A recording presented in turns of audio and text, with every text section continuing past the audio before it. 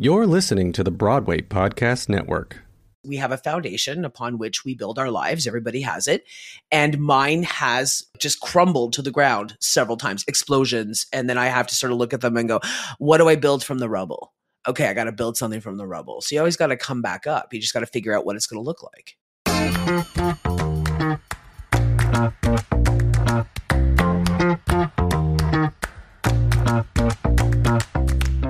Hi, everyone. Welcome to Was It Chance, the podcast about embracing opportunity, dealing with Alan Seals, and taking intentional risk for your creative life. I'm Heather Vickery. And I'm Alan Seals. Listen in as we chat with other successful people about the risks they've taken to put themselves on the path to creative success. Oh, Heather and I started off as two perfect strangers who met by chance and embraced opportunity. And now I'm reading our intro out of order. And that is life, and we roll with it, baby. Heather. It's been a little bit of a shit show start. My microphone seems to have gone kaput, and we've just been, shooting the shit for a solid 20 minutes. So whatever, it's all good. I'm really glad we have this particular guest today because somebody might have been very offended by the way this went down, but not the handsome and charming and friendly and wonderful Rowan Jetté Knox, who I'm just going to say is my friend because we've been like Threads friends, and I don't know, there's social media is weird. We need a word for that. You make so many Threads friends. It should be friends. There is a word for it. Friends? Are you my friend, Rowan? I am absolutely your friend, Heather. And now that we have toured around your house trying to find microphone cables, etc., now we're friends. We've taken it offline. I love that. I'm excited for you all to meet Rowan, an award-winning Canadian writer and human rights advocate who embodies the power of embracing change and living authentically. As the author of bestselling memoir, Love Lives Here, Rowan courageously shares his family's journey towards acceptance of their transgender identities, and that doesn't even get to his own. I cannot wait for this conversation. The goal, of course, is to normalize the existence of LGBTQ2S+. Also, I am queer, and I don't know what all those letters are, Rowan. I need help. Families. His story is a testament to the transformative power of vulnerability, unconditional love, and the unwavering support of those around us. I'm not going to read any more of it because we need to get started. You've won all sorts of awards. You've been written up everywhere. You're very cool. Welcome, Rowan. Welcome, Rowan. I'm just going to give you the names. And sorry, I have a cold, by the way, but I also usually sound this great as well. I just it's that good tea voice. Testosterone has done some things, but also I'm a little bit sick. If I could just give you the names and numbers of the people who were mean to me in high school, and you could just tell them that I'm very cool. Yeah, I got it. I want to talk to that bitch who set you on fire. Oh yeah, there were two of them. Ooh, they were nasty. They were nasty. Yeah. People can be mean. I don't like people. That's beyond mean. Yeah. Yeah, life-threatening, I think, at that point. Life-threatening.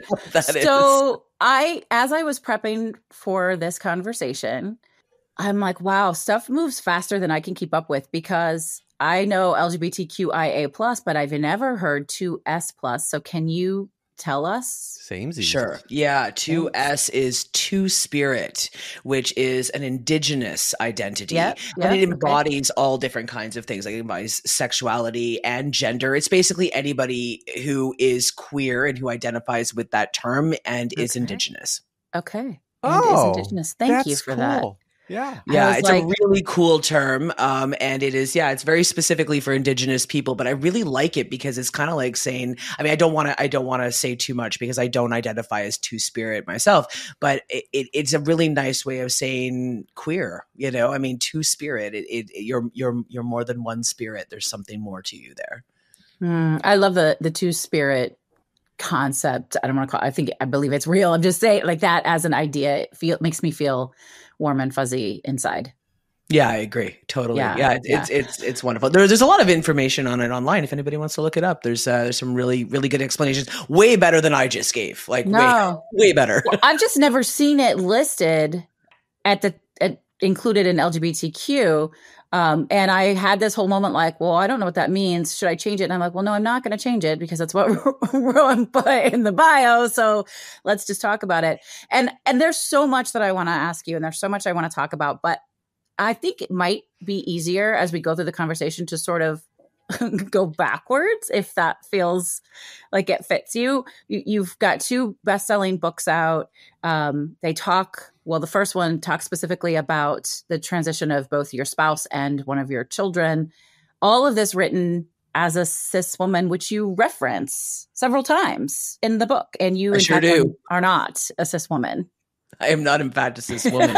No, I know. Isn't that funny? It's funny, when I wrote that, a lot of trans people came up to me and they were like, Rowan, you really, I think this is the best depiction of trans people I've ever seen written by a cis person. And I was like, oh, thank you. Yeah, why is that slightly uncomfortable to me? But thank you. That's great. Yeah.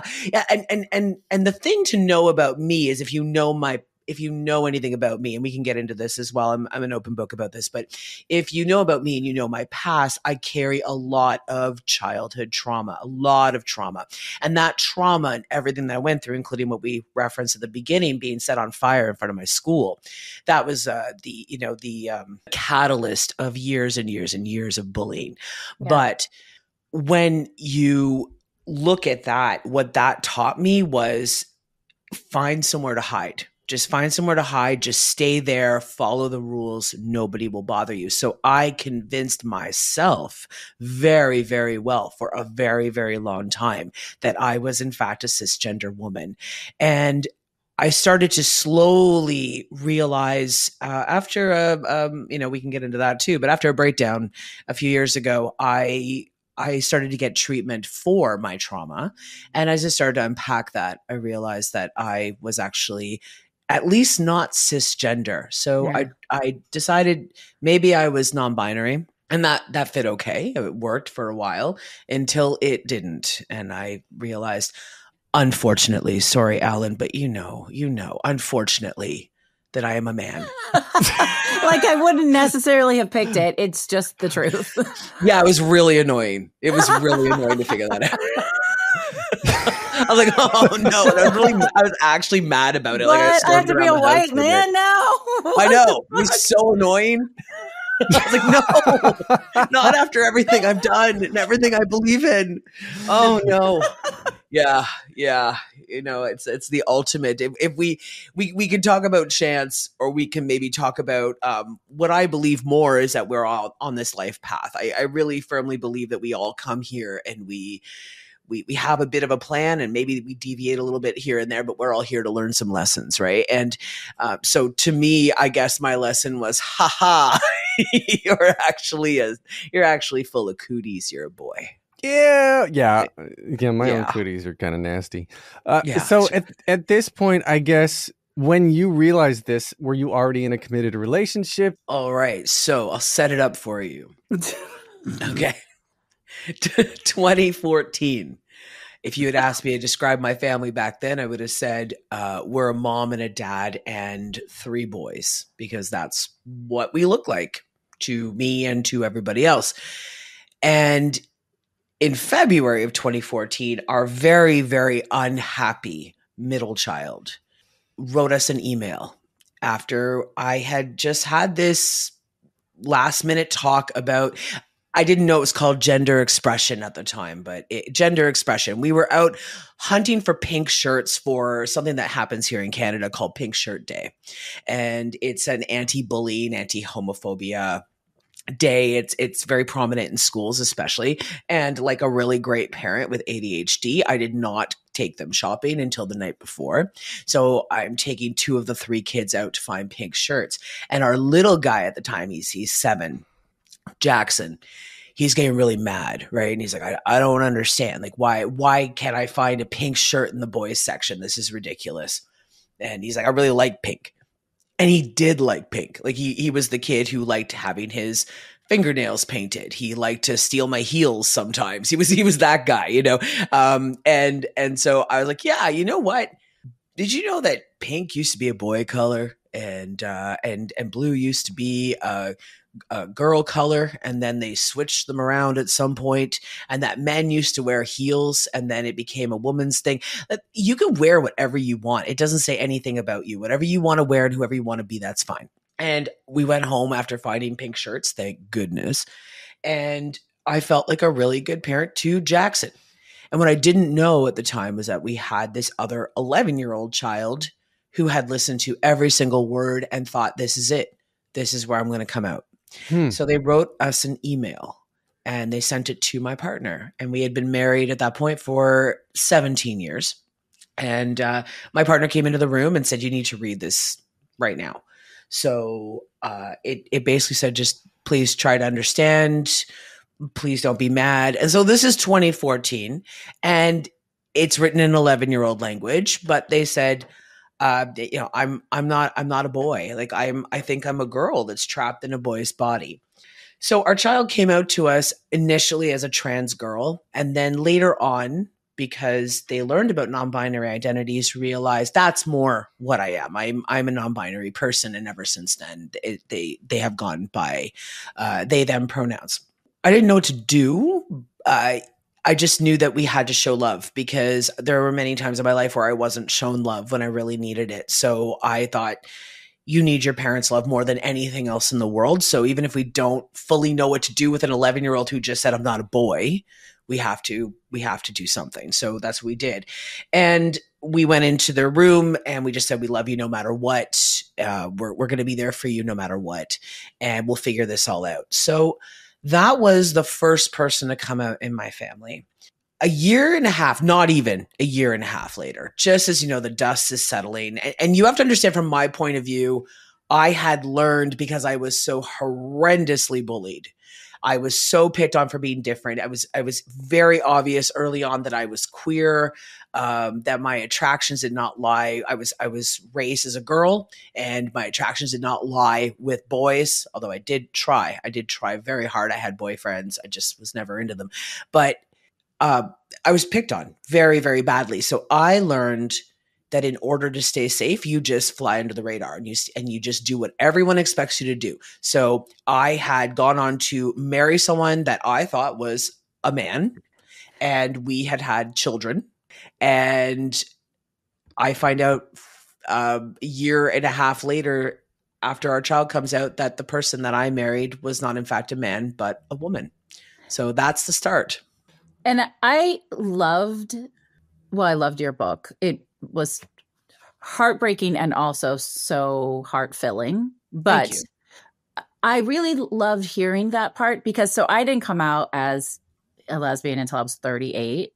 And it settled so well. It made so much sense to me that, of course, this person that you chose as your life partner, you're like, well, I don't know why I feel safe with this guy when I haven't felt safe with any guy because she wasn't a man. And so to me, that just further shows us that we always are who we are. Again, back to you so beautifully describing what it means to be transgender and not even understanding why you had that language. I was like, oh, this just makes so much sense to me. It felt really lovely to witness that. I felt so honored that you shared it with us in a book. We are, first of all, thank you. And secondly, I think we are more subconsciously aware than we give ourselves credit for. And I think I've talked to a lot of people who've come out, whether it is as gay, as pan, as asexual, as trans or non-binary. Like I've talked to so many people who've come out later and they've said, it's like I knew, but I didn't know. I knew, but I didn't know, right? Like I look back and I can see all these times where it's like, oh yeah, that's pretty obvious. Okay, that's pretty obvious. And I knew my sexuality was not straight, although I guess now you could maybe argue that it is. Yeah, that was the other thing. I was like, I'm a straight white man? Oh. No. I mean, that's why I love the term that we've reclaimed queer, because it just shows that it's not super heteronormative more than anything. Exactly. I mean, I think that's the thing. One of the things that trans men talk about a lot is feeling like once we transition, like I'm a year on testosterone now, 2-3 years from now, I'm probably just going to look like any other dude walking down the street. And a lot of trans men I've talked to have said, yeah, it feels like, you walk into a queer space and people go, what's that straight white dude doing here or whatever it might be. Right. And so you sort of lose your community a little bit. So yeah, I like to say that I'm queer more than anything because it is true. I mean, I definitely am. No matter who I happen to love, my identity is certainly queer. But yeah, so my wife came out, and then and then we had 2 trans people in a family, and that felt like a really good time to write a book. That felt like a really good time to tell that story, because even though there was hardship, even though it wasn't always easy, we had so much love and support as a family. We had built this really beautiful community around us, and our families really, well, frankly, especially mine, really surprised me. My family is Catholic, and I was not sure how they were going to be, but the love that they all have for us far exceeds anything else. And, that's, Jesus was all about love. And so if you follow that teaching, that's the teaching they went with. And I love that for all of us. What were you doing then when you decided to write the book? What were you doing then before that? And was this a pivot? Was this a chance you were taking to be like, I'm going to set aside all of my other hobbies and be an author now? And by the way, it's going to be bestselling. Oh yeah, I did not see that coming at all. I really thought this was going to be like a niche book. I'm going to preface this by saying I was very, very fortunate. So I had a blog, and I wrote, when my child first came out as trans, I was going to shut that blog down because there was no way that I was going to out my child to the world. That felt very wrong and very unsafe. And they were the one who said, no, I really need you to tell this story, because it took me a long time to come out to you. I couldn't find a lot of stories of supportive families. I found a lot of really sad stories. So if you could tell this story and just let people know that you can love your child, that would probably help a lot of people. So that was their gift to the world at 11 years old. That's cool. We had a lot of talks about it before I decided to do it, but that was their gift. Yeah. So I did that first. And then my wife came out. You were like, I'm sorry to cut you off. I apologize. You were, and I'm going to use this term, I think, because you've used it. And if you want to cut it out, we can cut it out. You were one of the original mommy bloggers. I was. Yeah. You can say mommy blogger. You were a big deal. You were a big deal in the mommy blogger community. I know you probably don't want to say that, but I think that the stats show that you were. I mean, I wasn't like the bloggess, who I think was like the mummy blogger at the time. Like, I certainly wasn't way up there, but yeah, I had a following. It was, I had a decent following. When I wrote a post about my child, I actually wrote it, I think it was during Oscars night. I had written it before, but I purposely hit publish during an awards event, thinking no one's going to read this, but at least I did it. And then like my little niche people who read me will see it, and that'll be that. Like that's the end. It went viral on award night. Like, wow. While everybody was talking about that, suddenly everyone was also talking about this. Not to the same extent, obviously, but a lot of people who I had never seen talk about my blog before were now talking about my blog. So that was happening, and that was terrifying. And yeah, we got some hate, but overall it was fairly supportive. Lost some friends, unfortunately. That happens too, but I mean, yeah, overall we it was okay. But that transformed everything. We're going to take a quick break. Stay tuned for more of the episode. And now we're back. Suddenly, I went from just writing about my family and some funny stuff and lightness, just trying to be positive, to writing about what it's like to affirm a trans child. And that was a very different audience, and a very, at the time, newer thing. We weren't the first, but we were one of the first. And we got a lot of attention for it. By the time my wife came out, there was absolutely no way to keep that quiet. And she is a very private person. Zoe is a very private person overall, although she can't be now because she's with me. But but just by nature. And I said to her, I'm like, I really want to protect you. And I really, but now, there's no way we're too recognizable. People know us all over Canada. There's no way that you can just transition quietly. So that was hard, actually. And one of the reasons why I kept a lot of it for a book, because I wanted to own the story for our family. I wanted to make sure that that story was told kindly, delicately, respectfully, and that it helped people and that it wasn't sensationalized. So that is the reason why I wrote that book. But I wasn't anywhere near writing the book when I was approached by a publisher. I had an idea of writing the book. And suddenly I had a publisher asking me if I would like to sign a contract to write that book with them. So that's how it happened. Yeah. Oh, so they came to you, but you were already thinking about the process, and they came to you, the publisher came to you and put this into action. So without that happening, do you think you would have just like continued to write it, or was this sort of like the push you needed to get you across the finish line? Because sometimes, I feel like somebody, you said you have ADHD. I'm pretty sure I've undiagnosed ADHD. As somebody who just needs constant stimulation and it's easy to get pulled in different directions, do you think you would have gotten to where you are now without that pull? Probably not. Probably not. That's the truth. I mean, I think I would have written it eventually. I do. I don't think I would have written it at the right time, in the right way, with the right supports, because there's a whole team that goes behind you when you write a book. I mean, it's not just you. There's an editor too. There are marketers. There are, people sort of deciding when the book's going to come out. And a lot of people don't realize that from the time you sign a contract to the time the book is actually on the shelf can be 3 years. Yeah, I mean, it's a long time. It's a long time. And I think actually, I'm going to set the scene for you. So I'm having this back and forth with the publishers, and I am the guest speaker at a gala in Ottawa where we used to live.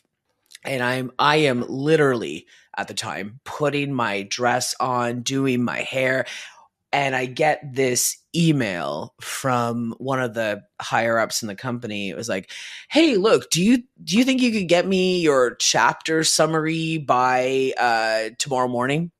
I had no idea what a chapter summary was. What is that? I was like, "Yeah, sure, no problem." I am putting on mascara while I am Googling, like, what is a chapter summary? And I wrote it out while I'm getting ready. And I was like, hope that's good enough. And I just sent it over. It worked. Apparently it was good enough. It worked. Wow. So really your life has been trial by fire kind of the whole time. The whole time. It was a poor choice of terms, wasn't it? I'm sorry, Rowan. I was like, wait, was that intentional? I've been in therapy. I'm good now. We can make all the jokes you want. And I want to just say to anyone listening, it is not funny. It is not. There's nothing about the trauma that Rowan experienced that is in any way funny. Although I really didn't mean to use that word given your background. But it's actually funnier because you didn't mean to use it. No, I mean, it's not funny when people are cruel to you. It's not funny. Trauma and having to deal with trauma is not funny, which is why I make jokes about it, because otherwise the darkness would have swallowed me up years ago. I know what trauma does to people, and I know what unexpected change can do to people, especially when that unexpected change is not at all in a direction you ever envisioned. And that has been my entire life. My first early part of my life was, Rowan, if you stand out in any way, everyone's going to hate you and your life is going to be very dangerous. So don't stand out. And then it was like, hey, the universe is like, you know what? Let's give you a trans child. And I'm not trying to take away my trans child experience and their own thing that they're going through, but from a parental perspective. Yeah. It's 2014. The world is barely aware that trans children exist. Let's give you a trans child. Okay. You know what? Now that you're just settling into that, your partner's going to come out as trans too. Okay. That's not enough. Okay. Well, then we adopted a child, by the way. So now we have 4 children. We adopted a teenager, our wonderful daughter, Ashley.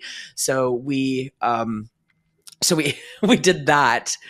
And then I came out as trans myself a little while later. So many things have happened. So every time I get settled in my life, there's so many things we can get into, but every time I get settled in my life, there's an upheaval. And I sort of visualize it as we have a foundation upon which we build our lives. Everybody has it.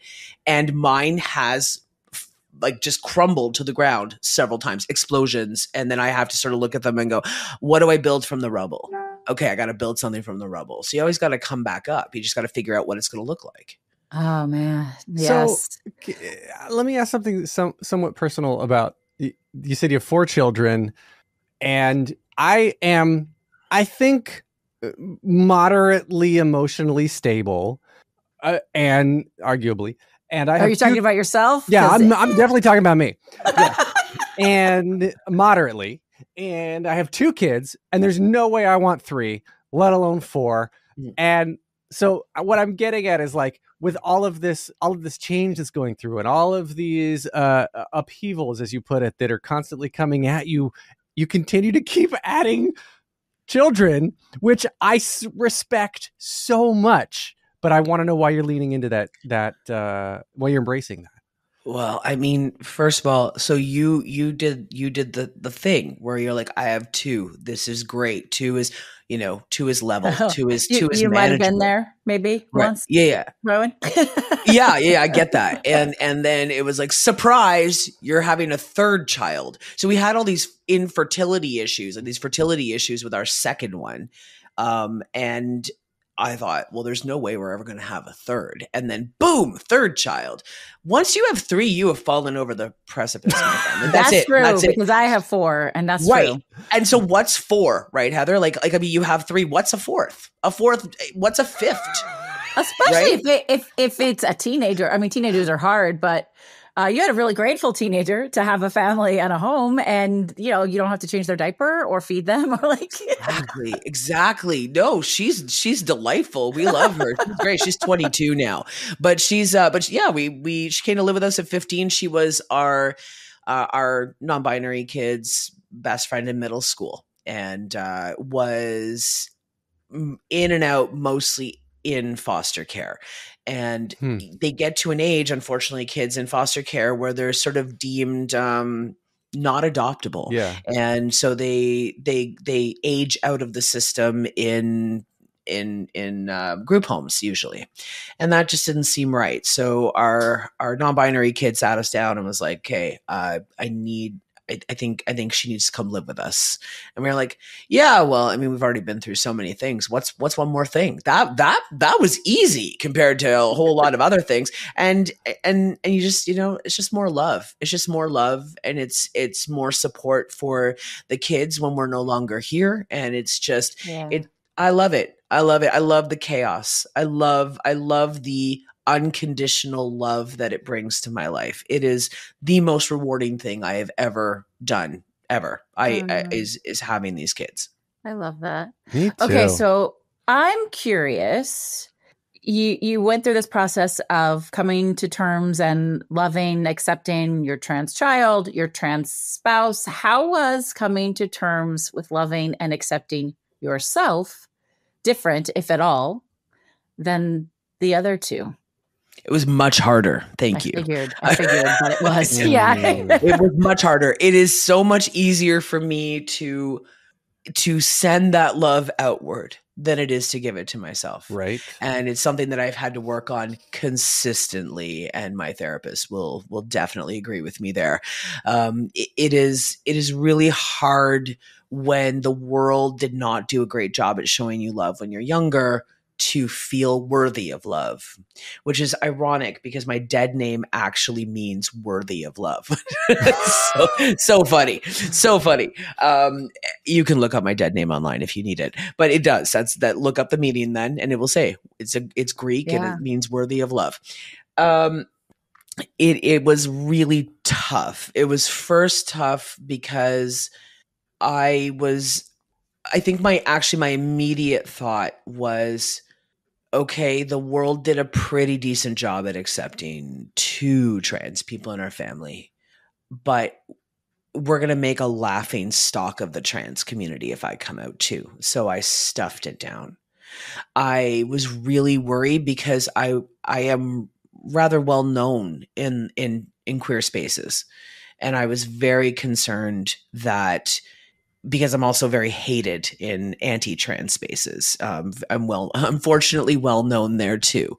And so I know that there are people who watch everything I say and everything I do. And if I do anything wrong or deemed wrong, they'll weaponize it against the whole community. And I've seen them do that with other people.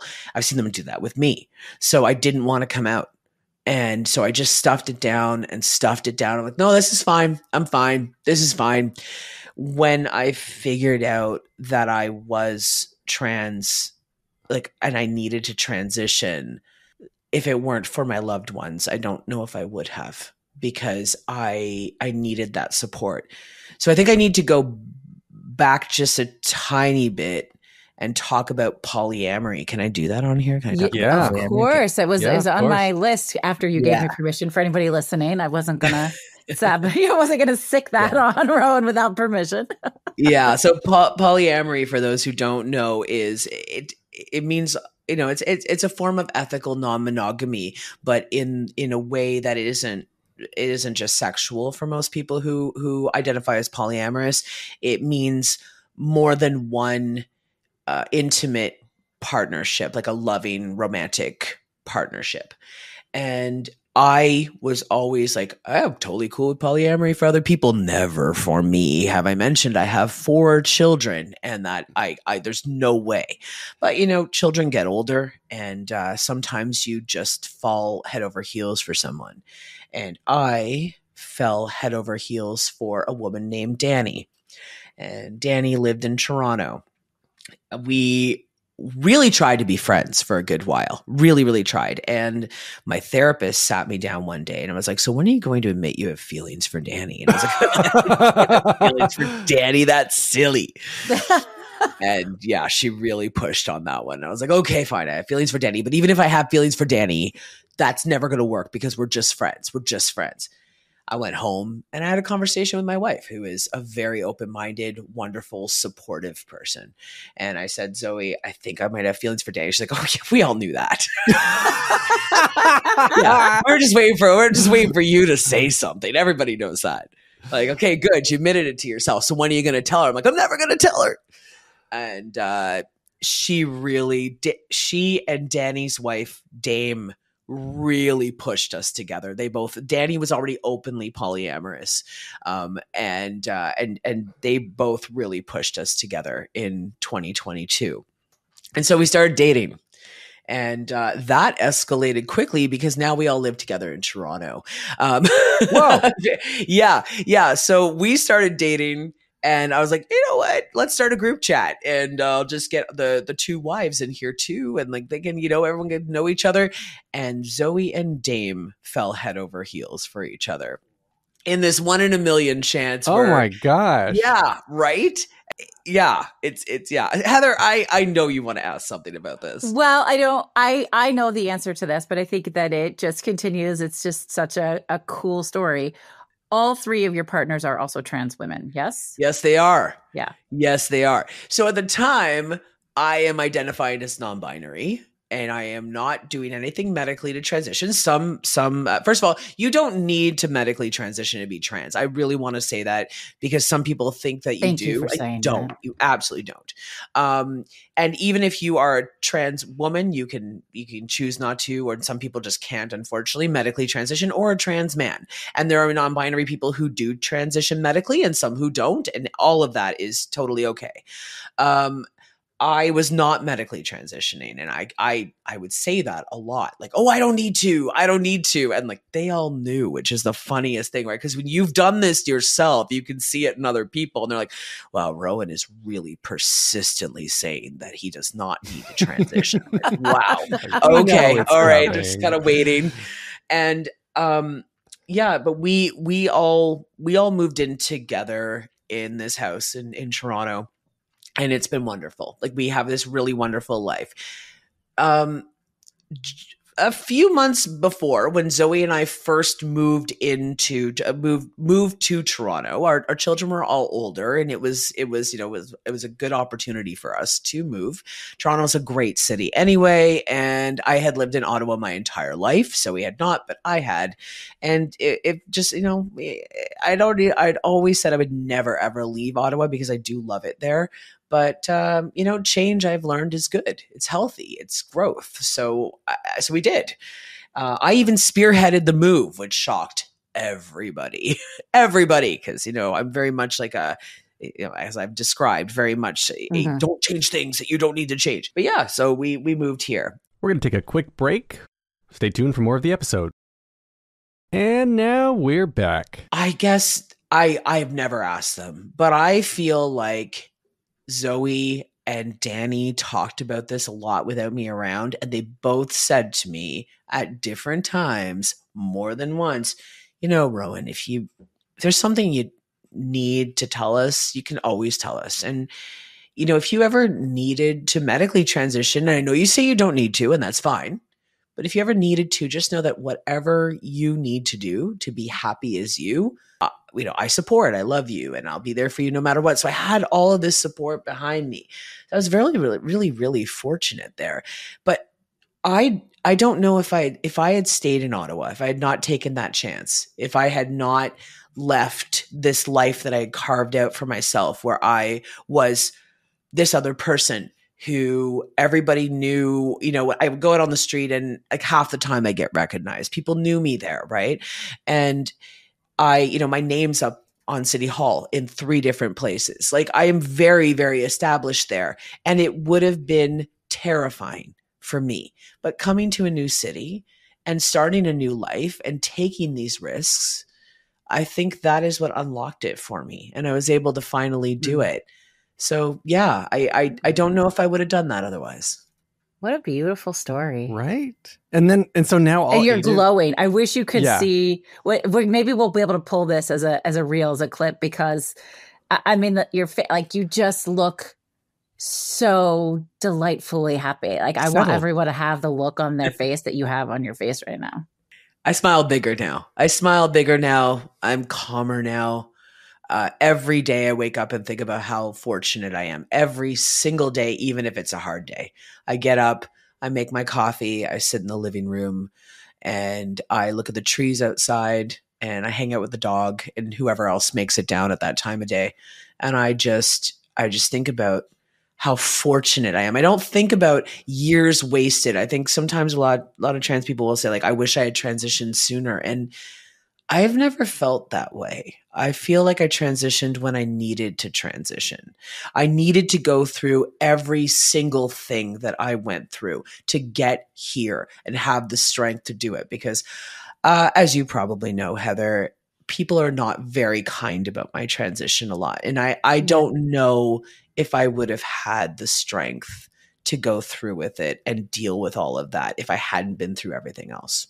Absolutely. Just the way that and mental I'm so health... grateful that you just shared that message with anybody who might have needed it. Like, I do believe, even though it can be really painful, you are always right where you're supposed to be to get where you're going. That's the lesson. Yeah, that's what it is. It is very much about, like, I always try to remind myself, even when I'm in a really bad place, or like after I came out, I thought, this is going to tank my career. This is absolutely going to take everything. But I had to come out. I had no choice at that point. Well, and I was like, even if I lose everything, it's worth it. But yeah, it was a hard year. The first year was really tough. Well, so on that specifically, your second book, One Sunday Afternoon, you came out as trans literally days before the second book was released, and the second book is under your dead name, written by your dead name. So how was that justified? Did your publisher say, like, this is a terrible idea? Did you tell them ahead of time? Like, what happened here? That was a really tough time. So I have a wonderful literary agent, and shout out to Samantha Haywood. She's fantastic. And we were talking about it, and I said, I don't know what to do, Sam. Like, it was, I think, late spring, and the book was scheduled to come out in August. And I said, I think I'm going to have to tour this as my old name. I'm going to have to. And I'll use my old name here because I think it's more impactful when you hear what she said to me. But I said, I think I'm going to have to tour this under my old name. I'm not going to have a choice. And she said, okay, I understand why. I said, like, everyone's put so much work and belief into this book and everything, and I don't want to let anyone down. And she said, okay, Rowan, I completely understand where you're coming from here, but I want you to think about what that month or 2 or 3 after your book comes out is going to feel like when you are consistently being called Amanda. You are consistently seeing your name up somewhere as Amanda. You are being dead named over and over. Like, is that something that you are going to be able to handle? Because that sounds really painful. And I was like, yeah, I don't know. And she said, I think we should talk to them. Let's talk to your publisher. And they were wonderful. They were wonderful. So again, shout out to Penguin Random House. Penguin Random House Canada specifically. They were really fantastic. Like, Rowan, we got you. We've never done this before. I don't think actually anyone has ever done this before. And unfortunately, that book, the thing about books, they time when they come out, right? So that book had been printed and sitting in warehouses. Yeah, you can't just ready to go. Change the name, yeah. No, you can't change the name. So what do? And it was tough. It was really tough. But we made it work. And I didn't care. I already had a bestseller. My first book was a bestseller. So at this point I was like, I already had one. But you know what I mean? It was like, I think some people are like, oh, bestseller. I mean, to me, it was more a book about hope and about, I was like, I don't care. I don't care if it makes lists. I don't care, but I really want people to read the message of the book, because the book is about healing from trauma and healing from suicidality and coming back from these horrible places and finding hope. So I was like, I don't want to muddy the message. Like, I don't want to do that. That sounds like a really, like I put so much work into this book and to help people. So I want people to read it. It still made the bestseller list. And that made me so happy that people were able to look beyond what name was on the cover and just go pick it up anyway. But it was a tough year, because on top of that, the political climate for trans people, like, it just got worse and worse. This past year's been horrible for us. And I used to, most of my money that I make used to come from speaking engagements. And then suddenly the speaking engagements were practically non-existent. And it wasn't just me. It was a lot of trans people I know who do this kind of thing for a living, who educate. They weren't getting calls either. People were afraid, and many are still afraid, to have a trans person at their company. So it was very, very tough. And I still don't regret it, not for a single day. What an incredible message. Your second book is specifically about mental health crisis, really, for lack of a better term. That's what happened. Based on all the things you've shared with us previously is what led to this. And I kind of think, again, we always show up where we need to be, even though it doesn't always feel that way. Of course, that contributed to you hiding. There's the dog shaking. Sorry. All of that contributed to you hiding not just who you were from the world, but from yourself for so long. So it all flows. Is there going to be another book?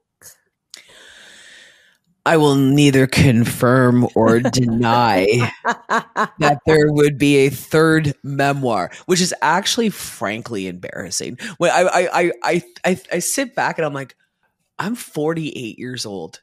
Like, how on earth would I have 3 memoirs in me already? Like, that's like what is that even? What life is this? What did I sign up for?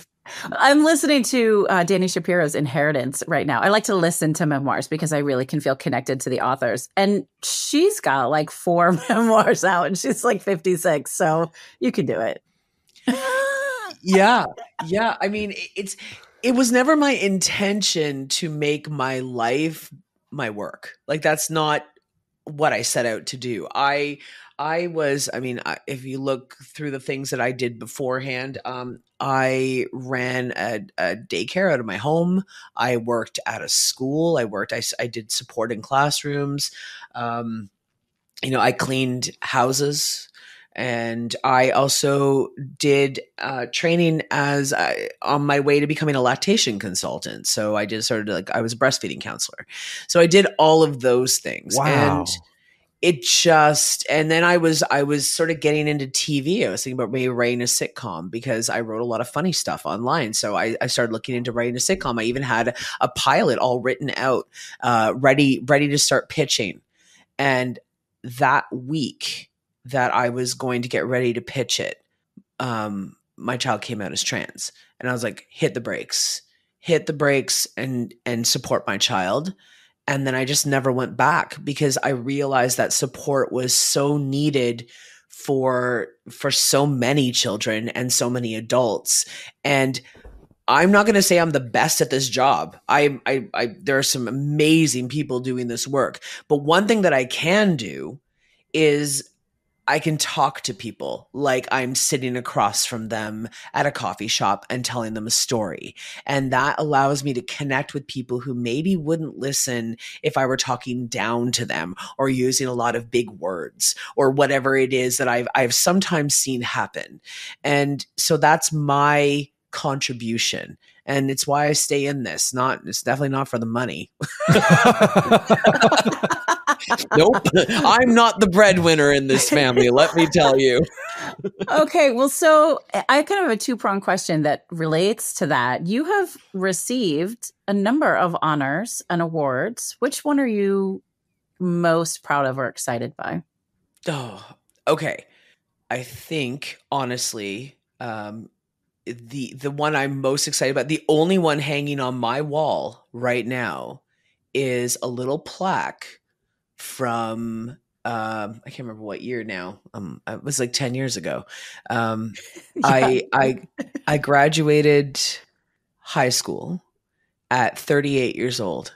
And I went back at 37 because I was living Wow. I was living in shelters and halfway houses and stuff when I was 16 years old, and I kept trying to go to school, and I kept moving so much that it was so hard for me. I was just trying to live. So I went back and I graduated with honors, and I won the English award, which was before I even wrote any books. That actually is my favorite award. It's not the ones you might be thinking of. That's the one. And that's the one that's on my wall. That's really cool. That's so amazing. Really cool. Yeah. I love that. The second part of that question was, for folks who are hearing this and maybe questioning for themselves or want to be supportive of the LGBTQ2S+ community, what resources, I know you're Canadian, and I don't know if you have some in other places, but what resources would you recommend that they just start with? Where would you start? Well, I would definitely start with, if you are questioning, say if you're trans, follow some trans people. If you're questioning, say you think you might be a trans man, follow some trans men online.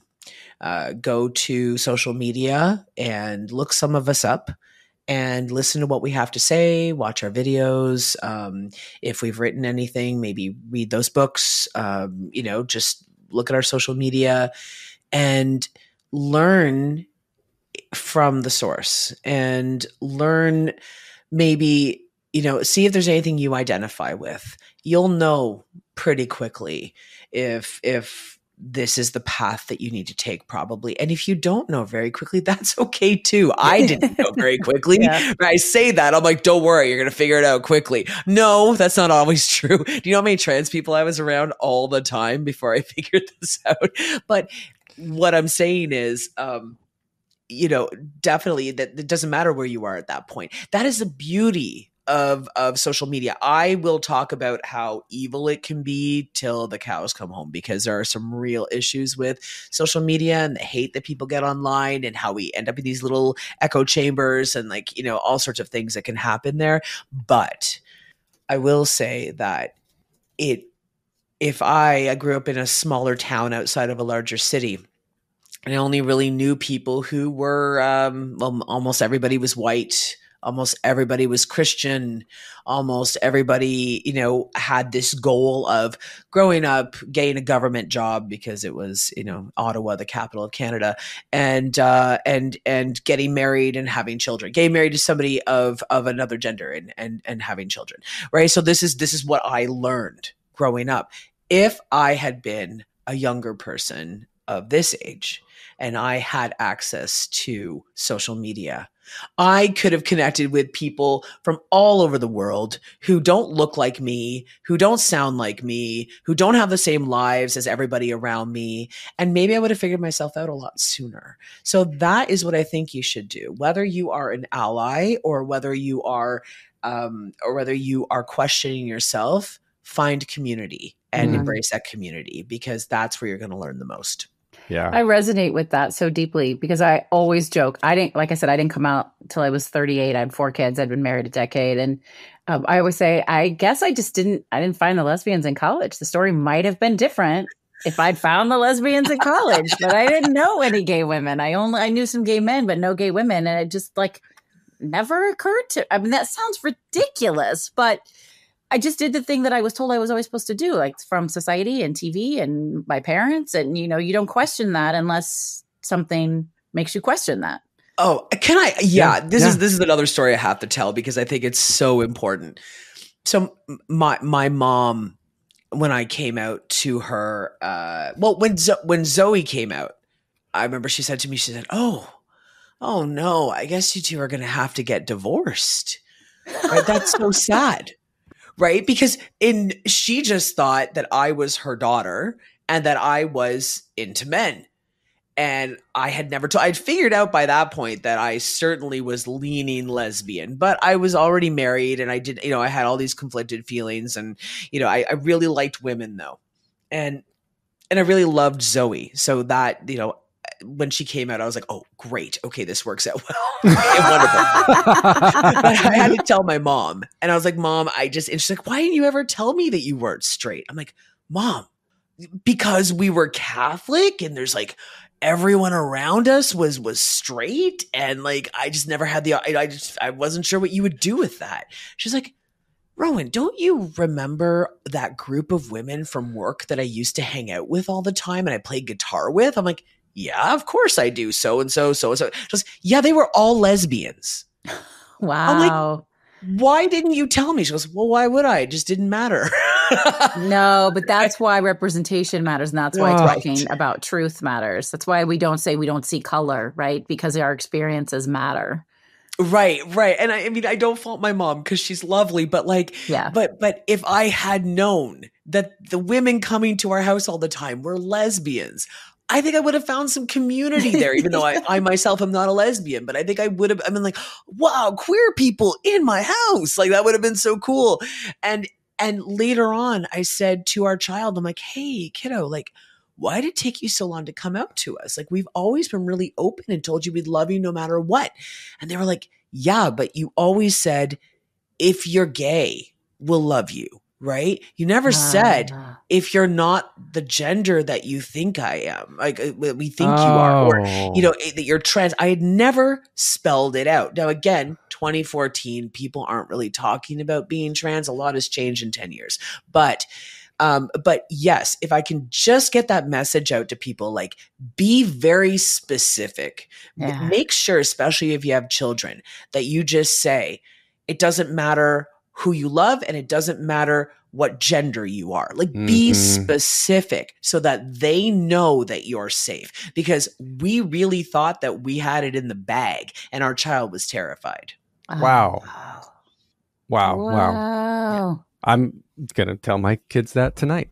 Perfect. Yeah. Yes. Then my job is done. Important. Yes. It's such a, Alan and I are very rarely left speechless, but we're just both sitting here going, okay. We're going to take a quick break. Stay tuned for more of the episode.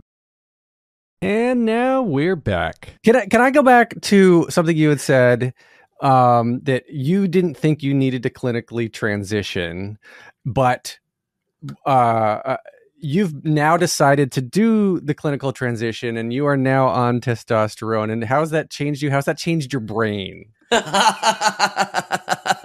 Oh, I love this question so much. Okay. So testosterone has obviously done a lot physically. It's changing my body. It's changing my face. I have the worst teen mustache coming in. It's so bad. And I do this every day, several times a day. I'm like always feeling my chin and I'm like, look, more hairs. And I'm like, feel my muscles, right? I'm doing the whole teenage boy thing. I'm hungry all the time. So those are all the things that happen. Like I'm getting hairier often in places I don't want to be hairy, but it just is what it is. So a lot of things are changing in that way, but we don't talk about how it changes the brain. And there are differences. Now that I've lived on like both sides of like the hormone world, there are absolutely differences for me anyway. But I'm a lot calmer than I used to be, for sure. But I hear that from trans women too, people who start estrogen, that same thing. So I take a gel. I put a gel on my body every day. You can also take injections. There's a few ways to have hormones in your body, but I use a gel. Mm-hmm. And I remember the first time I put that gel on, about 3 hours later, it's like a noise in my brain stopped that I didn't even know was there. What? It's like if you'd been living in a city your whole life and you drove out to the country and you stepped out of the car and it's silent. And you're like, what is this?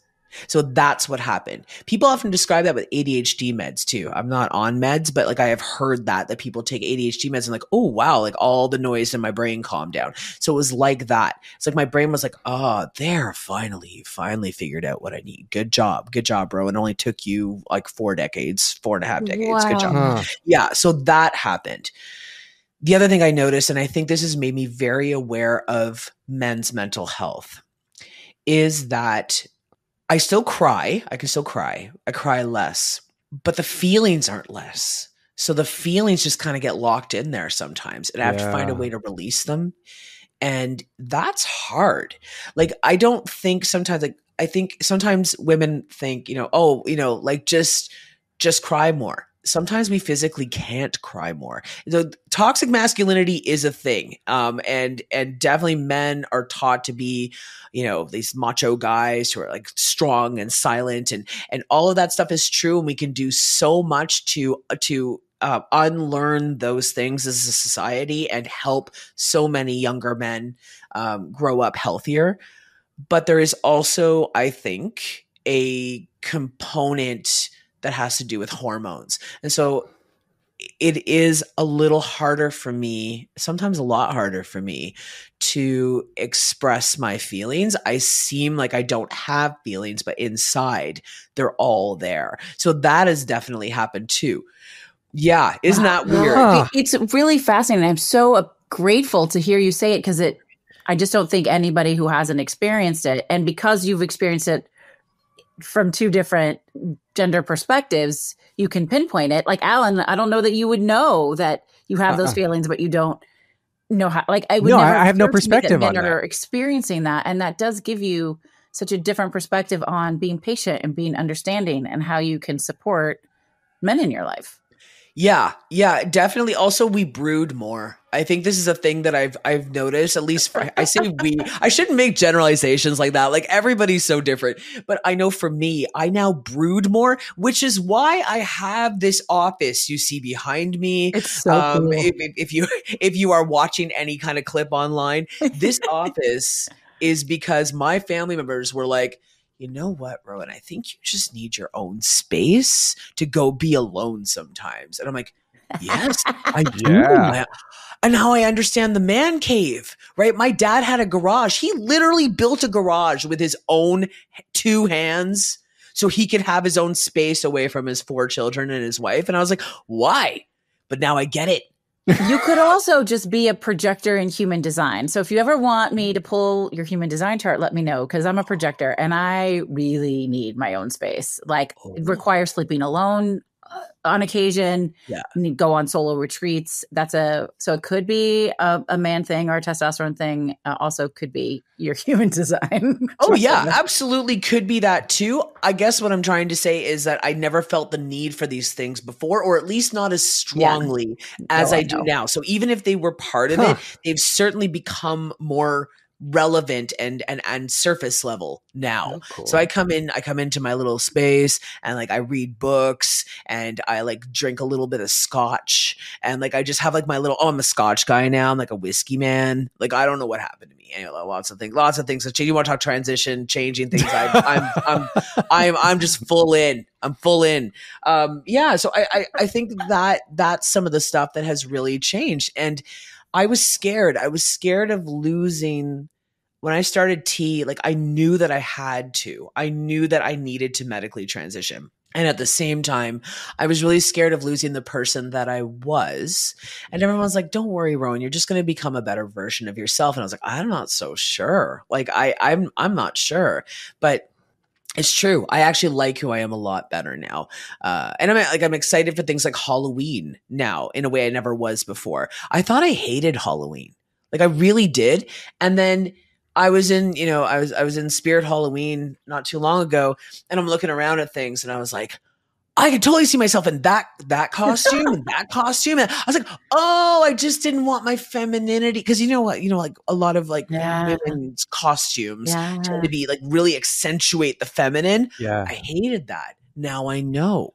Right now I'm I guess I could have just dressed like a hot dog anyway, but now I'm really excited to dress like a hot dog. Of course you could have, because pink is for everyone. Yes. That's right. Yeah. Okay. Well, I am pretty sure that if I allowed it to be a 4-hour interview, it could be, we could just keep talking, but in the interest of everyone's time and being respectful, I'd like to ask one question that we ask every episode, which is, and I think you might have touched on this, but I'm really curious to hear how you succinctly share it. What is your relationship with failure? Whew. That's a big question. Wow, you just throw that at people, huh? Well, if people listen to the show before the interview, then they know we ask it every time. Yeah. I was just telling my partner earlier today, I was like, and I never listen to the podcast that I go on because I just like to go in with no preconceived notions. Now I have regret. I'm regretting well, hopefully this. Not my listen transition, to it but this. After this, because it's going to be a great show. Yes, exactly. Exactly. Now I'm a fan. Failure really shows me where I am at with my relationship to myself. So when I fail at something, if I'm in a good headspace, if I'm feeling confident and healthy, I can go, okay, that didn't work. What did I learn from it? Because I'm a lesson guy. I really like to learn lessons, right? So it's like failure is just getting me closer and closer to what I am trying to achieve. I might change it a little bit here, but it's okay. When I'm not in a good headspace, the shame creeps in and I go, I'm garbage at this. I should never do this again. I should just go away and hide under my desk and never do anything again. And that's not about the failure itself. It's about an old wound. It's about hurt inside me. So it's a really good check for me. But when I'm in a good space, yeah, absolutely. If I fail at something, that's okay. It just gives me that opportunity to just try it again in a different way. If we didn't allow ourselves to fail, we would never grow. And we all need to grow. Yeah.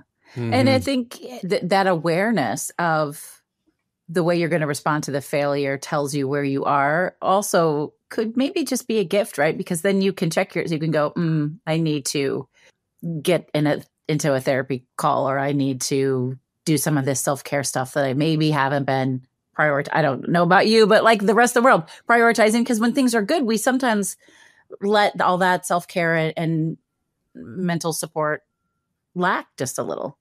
Absolutely. I need it right now. Yeah, I know for me, if I don't take care of myself consistently, I fall apart very quickly. And that's a trauma survivor thing too. I have a complex PTSD. So I have to exercise, I have to meditate, I have to take time alone, I have to connect with people, and I get regular therapy. And I do all of those things, and I take a little pill every day that helps my brain. And I do those things all the time. And even still, failure can really hurt sometimes, and that's okay. Like it's all right not to be perfect. So yeah, it's about learning to be gentle with yourself, and we're not here to be perfect. We're here to learn. Yes. Good reminder. Alan likes that reminder every time we have an interview. Yes, I don't have to be perfect.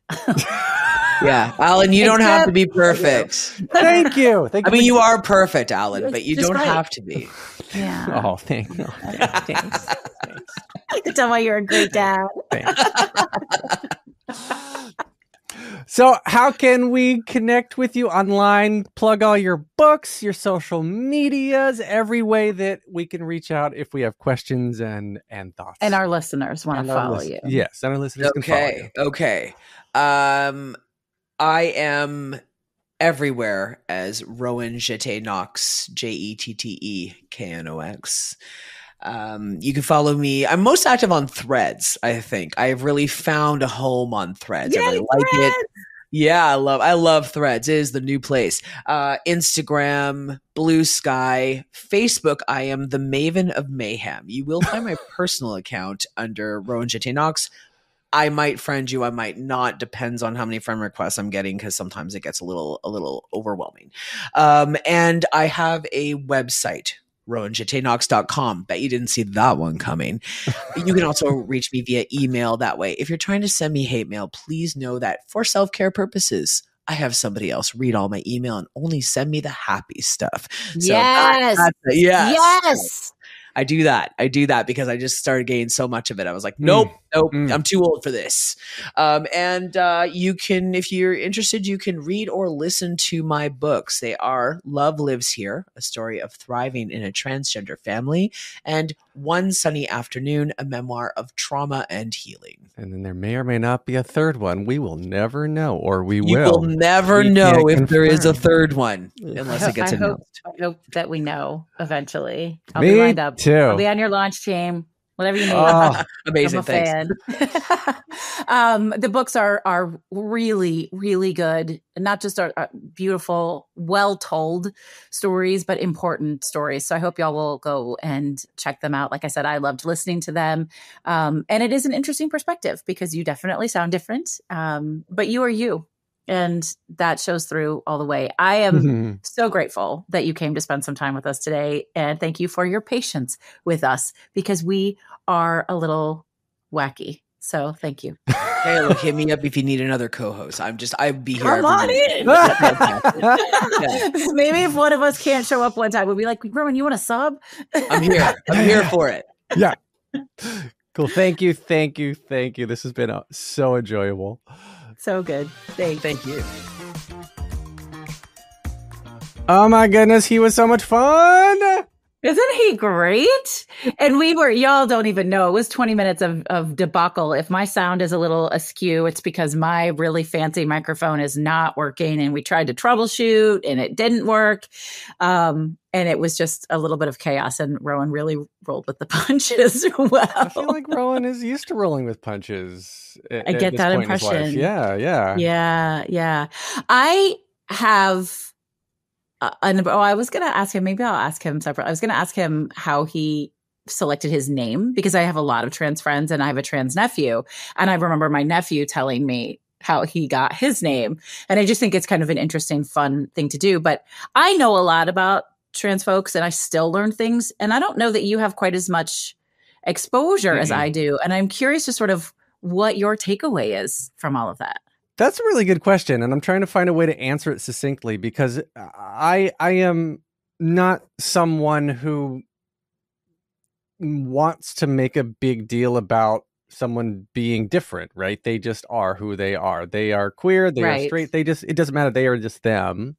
And while at the same time, how do you balance being an advocate and stand up when you do things that are wrong, when you see people doing things that are wrong, and et cetera, right? So you can't let bad stuff happen, but you don't want to just make it a plot point to every freaking movie.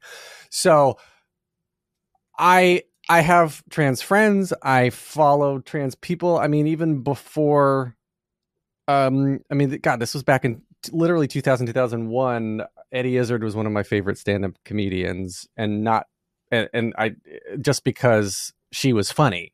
She was fucking funny, not because she put on women's clothing. She just had funny comedy. And I've always just been like, you do you. And then after talking with Rowan and just kind of learning, I mean, I've always been a strong believer that sexual orientation is not sexual preference, right? Of course. It's two completely different things. Obviously, we just had an hour interview where Rowan exemplifies this. And I don't know, coming out of this conversation, I just feel so in love with him. Is that the right way to put it? Yeah, no, he's easy to fall in love with. He really is. I fell in love with him as a friend before I realized who he was and who he had published books, the name he had published books under previously. Like, I did not know that connection. And then I was like, whoa, this is so cool. Oh, right. Because you knew his books under his dead name? Yeah. No, I knew him on Threads as him, and I didn't realize that they were the same people. Oh, yeah. But what I love about what you just said, and I think, so I grew up, and you probably did too, in the colorblind phase. Yes, where we were supposed to not see color. It's not supposed to matter. And in theory, that makes sense. But where that falls apart, and it's what you just said or alluded to, is we need to recognize and honor the things that set us apart and make us different. And that's how we normalize it. And that's how, that's part of our chemical makeup. It's what makes us special and unique. So we don't want to erase those things. We want to celebrate them. And I think Rowan does that so magically. Yeah, he really does. And he's an open book about everything. And I think that's needed right now in the last 10 years with the just explosion of social media and the even in the last 8 years in the U.S. with the explosion of the hate of our political system. We need so many people who are out there fighting for positive change, fighting for letting their stories be heard. And these are very personal things and very hard traumas for Rowan to relive. And he was like, like trial by fire. You accidentally made that pun and now he can laugh at it. But that's really freaking serious that he was set on fire to be bullied as a kid. And now he's like, I've worked through it. I'm cool. Let me tell this story and I'm going to help others through it. Like that sort of, I'm so happy and I respect him so much that he can just relive these difficult moments over and over again and help other people find their path forward as well. Absolutely. I just want to say to anyone who's listening to this who might be questioning or struggling, if you're struggling at all, I'm going to quickly share 3 numbers with you. These are US based, and also some in Canada. So the Trans Lifeline is a peer support phone service that's run by trans people. That number in the US is 1-877-565-8860. And if you're in Canada, it's 1-877-330-6366. There's also the Trevor Project, which is a crisis intervention and suicide prevention service for LGBTQ youth. That phone number, it is US based, is 1-866-488-7386. And then in the US, there's also the LGBTQ National Hotline. It is a 24/7 hotline for support and information and resources. And that number is 1-888-843-4564. If you are struggling, please reach out and get some help. You can also reach out to me if you need to. I can guide you to these places. I'm not trained, but I will help. I promise. And I know that Alan would do the same. And if they want to reach out, how can they do that? Oh, hey, nice transition there. We are in most of the places. If you want to send us a DM on Instagram, we are Was It Chance on Instagram and on Threads. We check those DMs ourselves. Actually, I check those DMs myself, and then sometimes I share that information with Alan. But usually it's just me, Heather Vickery, on the other end of that, even though I signed both of our names. And we are on Threads. We are on TikTok at Was It Chance Pod, and YouTube. Was It Chance? You can email us, wasitchancepodcast@gmail.com. We would love to hear from you. We would love to hear from you, wouldn't we, Alan? Yes, we would. And I see the notifications. I know you're on them, so I just don't respond. We don't need. I take care of it. I got you. You pull your weight, I pull mine. It works out. That's right. Folks, thank you so much for being here with us today for this absolutely incredible and important conversation. Yes. You've been listening to Was It Chance, the podcast about embracing opportunity and taking intentional risk for your creative life. I'm Heather Vickery. And I'm Alan Seals. We'll talk to you next time. Bye. Bye-bye.